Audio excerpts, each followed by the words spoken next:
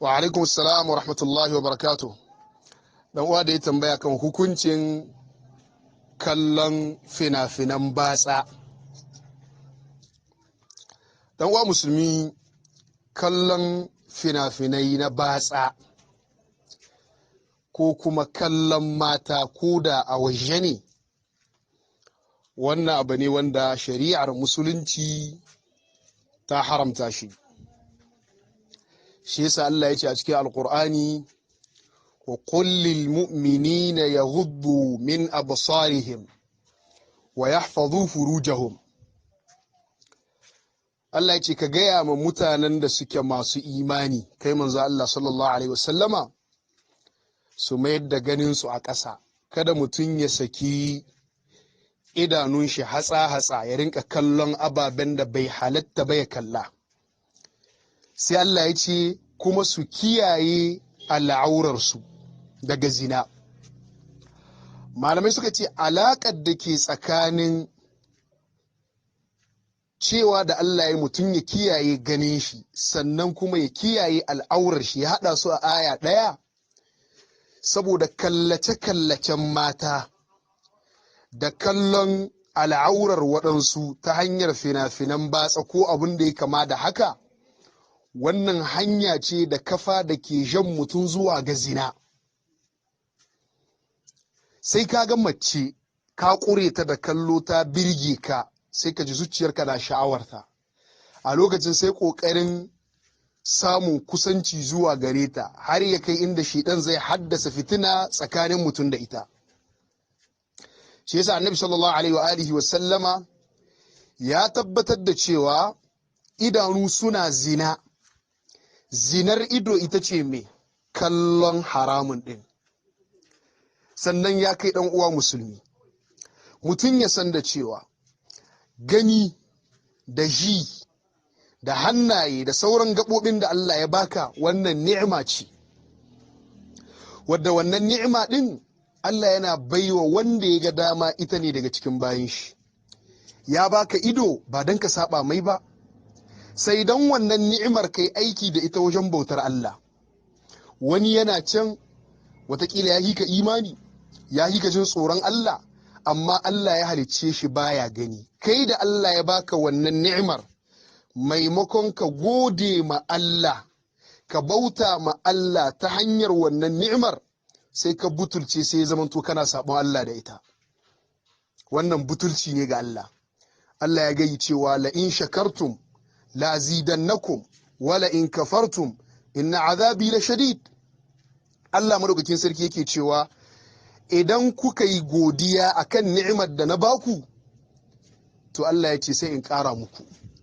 Idan kuka butulce, kuka kahirce, Allah ce to lalle ku san da azaba ta mai tsanani ce. Da haka ya kai dan uwa musulmi, ka san da cewa duk abin da kunnanka yake saurare, ko idonka yake kallo, ko hancin kake shakawa, ko harshen kake furtawa, ko hannunka yake tabawa ko aikatawa, wannan gaba ɗaya gobe kiyama sai Allah ya maka tambaya da hisabi akai ɗaya bayan ɗaya. Allah ya ce inna sam'a wal basara wal fu'ada kullu ula'ika kana anhu mas'ula. Da jinka, kunnuwan da Allah ya baka, da kake sauraron gulma da su, kake sauraron ƙarya da su, kake sauraron kiɗi da su, sai Allah ya tambaye ka game da wannan kunnuwa da wannan jin da ya baka. Ganin da Allah ya baka idanu guda biyu, sai ka yi bayani gobe kiyama gaban Allah, mi ka kalla da waɗannan idanun naka guda biyu. Sannan ya kai ɗan uwa musulmi, a duk lokacin da ka zo ka kaɗaita a cikin ɗaki, kana kallon fina-finan batsa, kana kallon haramun, shin ba za ka ji ma kanka tsoron mutuwa ta isko ka kana cikin wannan halin ba? Manzo Allah ya ce fa aksiru min zikri hadhimin lazzat, mutum ya yawaita tunanin mutuwa. Baka ji ma kanka tsoron kana cikin wannan halin mutuwa ta zo maka? Ya kai dan uwa musulmi, baka jin kunyar Allah madaukakin sarki, Allah ya ganka, ya baka ido biyu, ya baka lahiya, ya baka wurin kwanciya, ya baka kudin da ka sai salula, sannan kuma kudin da zaka sa mega ta internet kuma duk kana saba ma Allah da wannan, Allah yana ganin ka, baka jin kunya? Manzo Allah sallallahu alaihi wasallam yake cewa ɗayan ku ya ji kunyar Allah mana kamar yadda ɗayan ku yake jin kunyar wani daga cikin iyalan shi. Yadda ka san baka son mutanen kirki su ganka kana kallon wannan ababen na batsa, baka son a ganka kana yi, me yasa ba za ka ji kunyar Allah ba?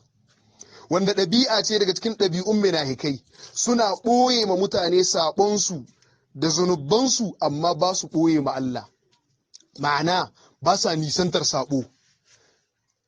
Allah ya ce yastakhfuna minan nas wala yastakhfuna min Allah wa huwa ma'ahum idh yubayyituna ma la yarda min alqawl. Kaga wannan ɗabi'a ce ta munafikai.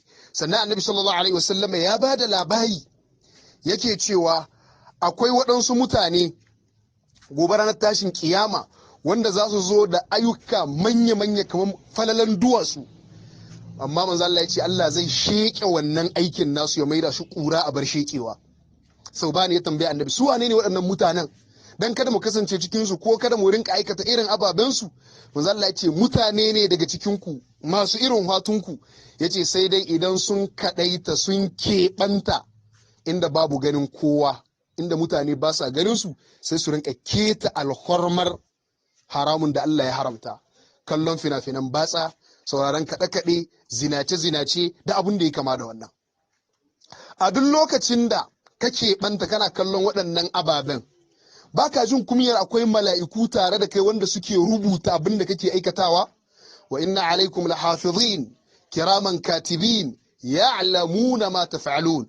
Allah ya ce akwai mala'iku da ya wakilta a kanmu wanda suke rubuta duk abin da muke aikatawa, babba ne ko ƙarami. Ya kai ɗan uwa musulmi, idan ka keɓanta kana wannan sabon, kada ka yi tsammanin ka keɓanta. A'a, Allah yana ganinka, ya'lamu kha'inatal a'yuni wa ma tukhfi sudur. Ha'incin da ido ke yi, ana zaune cikin mutane ne kana kallon wata mace da gehiyar ijiyarka, ko ka laɓe kana ha'inci kana kallace-kallacen batsa, to Allah ya san abin da duk ido yake yi na ha'inci, kuma abin da ma ke cikin zuciyarka ko ƙirjinka Allah yana ganinka kuma ya san da wannan. Shi yasa manzo Allah ya mura wasiya, hadisin da Tirmidhi ya rawaito, yace ittaqillaha haythu ma kunt, ka ji tsoron Allah a duk inda ka kasance. Waɗannan kuɗaɗen da kake kashewa kana sayan fina-finan batsa, ko kiredin da kake sawa kana ɗauko fina-finan batsa, wallahi sai Allah ya maka hisabi akan wannan kuɗin. Ni'ima ce Allah ya baka kana saba mai da ita. Thumma la tus'alunna yawma idhin 'anil na'im. Sai Allah ya tambaye ka game da ni'imomi waɗanda ya baka. Da haka ya ku uwa musulmai, mu ji tsoron Allah, mu ji tsoron Allah, mu nisanci kallon haramu. Wannan kallace-kallacin yana toshe basira. Wannan kallace-kallacin yana sa a wayi gari haramun ya zamanto abu mai sauki a idonka, ya zamanto zuciyarka ta bushe, kamar yadda Annabi sallallahu alaihi wasallam ya gayi cewa duk lokacin da mutum yayi sabo to za a sa mai baƙin digo a zuciyar shi. Idan ya tuba a shahi, idan bai tuba ba ya ƙara, sai zuciyar ta yi ta baki har ya kai da zuciyar za ta yi tsatsa, sai ga mutumin baya da kumya, ya lalace kenan. Duk wanda ya fara kallon waɗannan fina-finan batsan ya tambayi kan shi, a karon harko da ya fara kallo zai ji yana tsoro, cikin hirgici, cikin tashin hankali, amma yau yana yi, gobe ya yi, har ya kai inda zai saba. In ma bai kalla ba hankalin shi ba zai kwanta ba, in ma ya zo yana yi baya jin cewa yana nan ga wani sabo daga cikin nau'ukan ababen sabo wanda Allah ya haramta. Da haka ya kuwa musulmai, kamar yadda sabon Allah yana zamantowa dalilin Allah ya amshe ma ni'imar da ya baka. Allah ya baka kuɗi, ya baka yulwa, kana sabon Allah da wannan, to wannan na iya sa ka zo jarabawa sai ka faɗi ka kicin jarabawa saboda sabon nan da kake yi. Wannan na iya sa kana aiki Allah sai ya sa a kore ka, kana da kuɗi sai Allah ya sa ka tsiyace, kana da lahiya sai a waye gari ka kunta baka da lahiya saboda sabon Allah da kake. Inna Allah la yughayyiru ma biqaumin hatta yughayyiru ma bi anfusihim. Allah baya dauke wa mutane ni'imar da ya musu, baya canza musu halin da suke akai sai in su sun canza nasu halin da suke akai. Da haka assalamu alaikum wa rahmatullahi wa barakatuh.